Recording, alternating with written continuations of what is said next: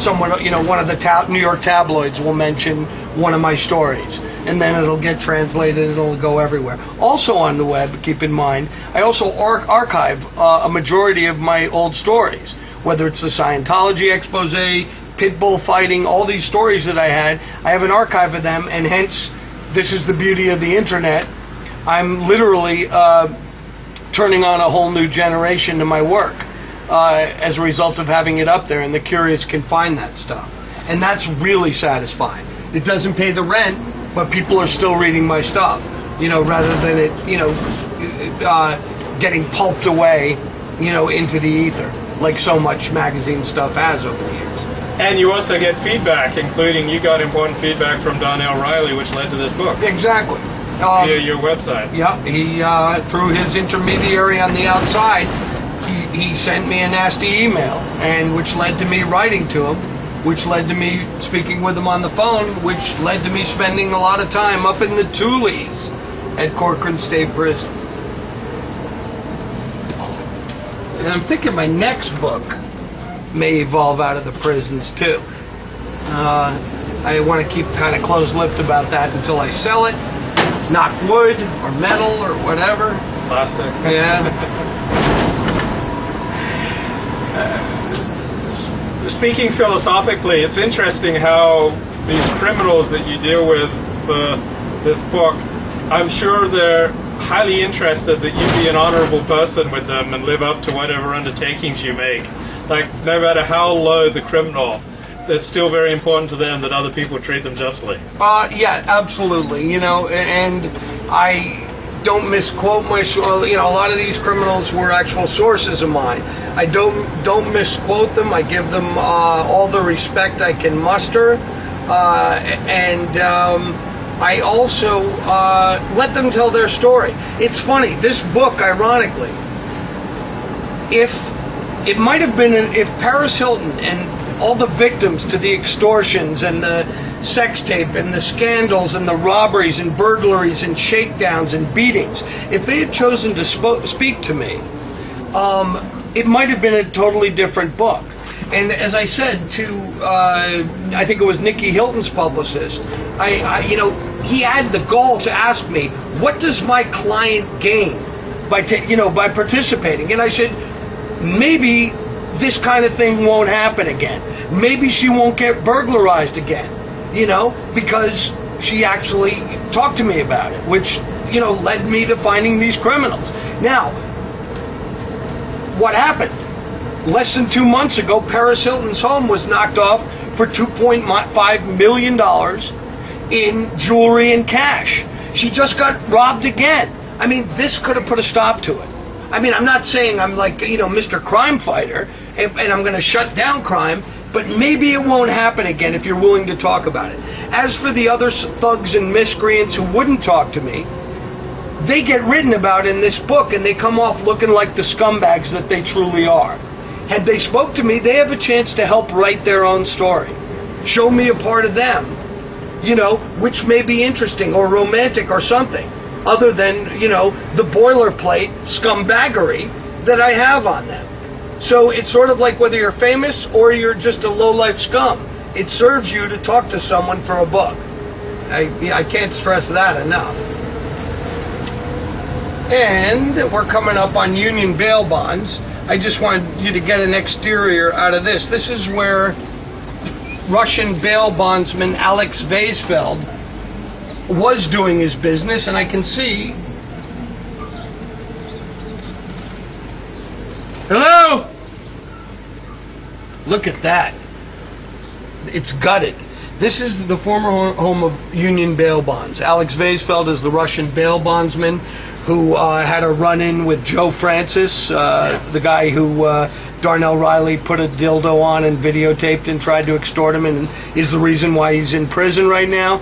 This was the guy in Russia who ran into Joe Francis and started getting him girls and drugs, and claims that Joe Francis asked him to get him a 12-year-old girl.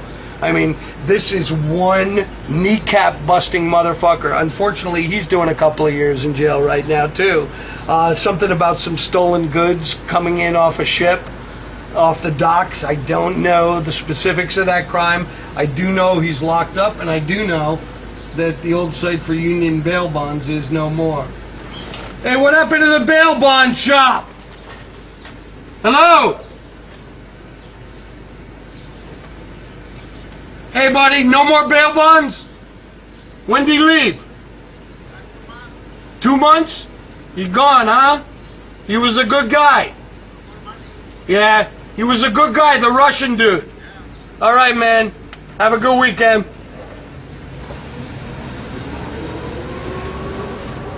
I'm a preacher's kid, so I can't help always like looking at things at times morally.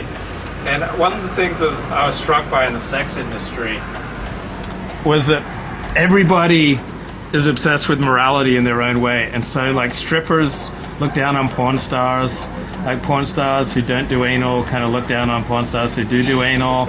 Porn stars who do anal but do not do interracial look down on porn stars who do interracial. Women who pose for Playboy look down on women who pose for Hustler.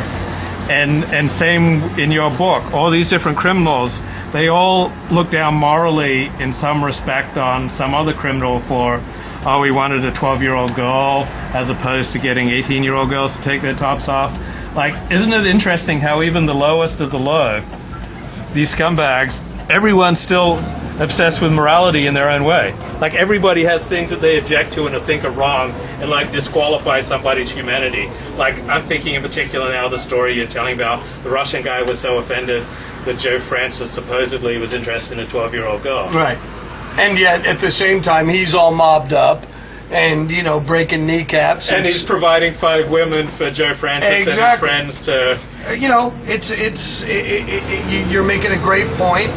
I think that I reserve the right to judge and condemn a pedophile like anybody would. Right. However, let's look at Darnell Riley. By the time he was 15, he had murdered 2 people. An innocent jewelry store owner and his 11-year-old son, okay? It was hard to get a handle on that. How can I even talk to this guy?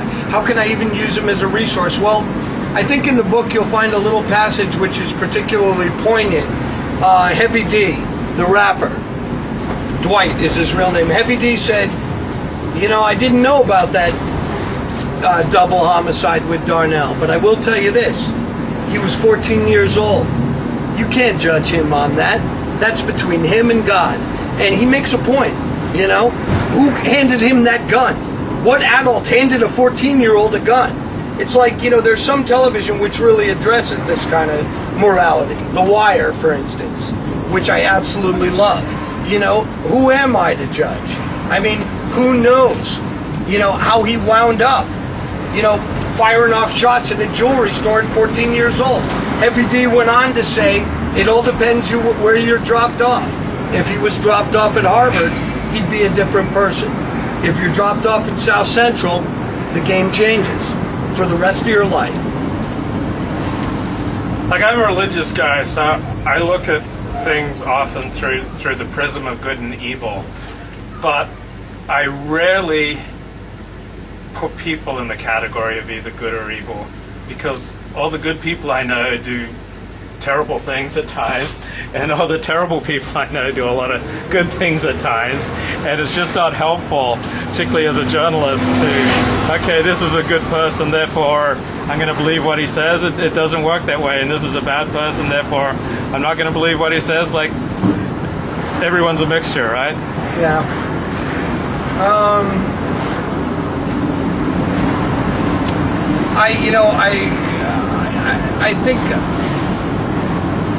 I think that, you know, in the course of writing this book, I looked right in the face of evil. There was a lot of sociopathology, definitely. You know, some of these people in this book, Will Wright, this character that's still running around Hollywood, is a straight-up sociopath in my mind, because he really doesn't I don't think that he can differentiate true from false. I mean, he's such a pathological liar about everything that I wouldn't classify him as evil, but I'd classify him as institutionalizable, if you will. we're going to go down La Cienega here. Evil was finding the guy who handed